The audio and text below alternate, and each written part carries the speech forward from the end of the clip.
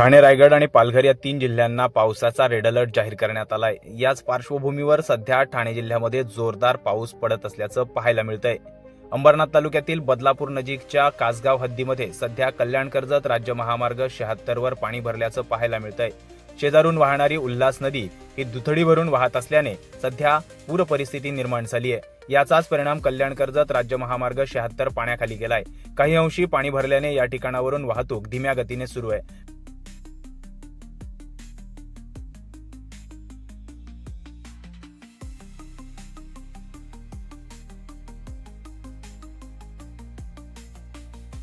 गेल्या 2 दिवस मुसळधार पावसाचा फटका बसतोय। ठाणे, रायगड आणि पालघर या 3 जिल्ह्यांना रेड अलर्ट जाहीर करण्यात आला होता आणि त्याच पार्श्वभूमीवर सध्या मुसळधार अतिमुसळधार पाऊस सुरू आहे। याचा फटका परिणामी उल्हास नदीला या ठिकाणी पूर परिस्थिती निर्माण झाली आहे। कल्याण-कर्जत राज्य महामार्ग 76 वर सध्या कासगाव हद्दीमध्ये रस्ता पाण्याखाली गेल्याचं पाहायला मिळतंय। या पुराच्या पाण्यामुळे सध्या वाहन चालकांना देखील समस्यांना सामोरे जावं लागतंय। काही धाडसी वाहन चालक या पाण्यातून प्रवास करताना आपल्याला पाहायला मिळत आहेत। हा जो राज्य महामार्ग आहे हा दरवर्षी या ठिकाणी पाण्याखाली जातो, मात्र यंदा हा पूर्णपणे बंद झालेला नाही आहे। पावसाची संततधार कायम राहिली तर हा रस्ता पूर्णपणे बंद होण्याची देखील चिन्ह आहेत। त्यामुळे परिसरातील नागरिकांनी सतर्क राहण्याच्या सूचना देखील देण्यात आल्या। त्याचप्रमाणे प्रशासनाला सहकार्य करण्याचं आवाहन करण्यात आलंय।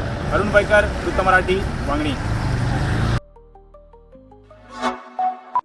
Like, comment, share and subscribe.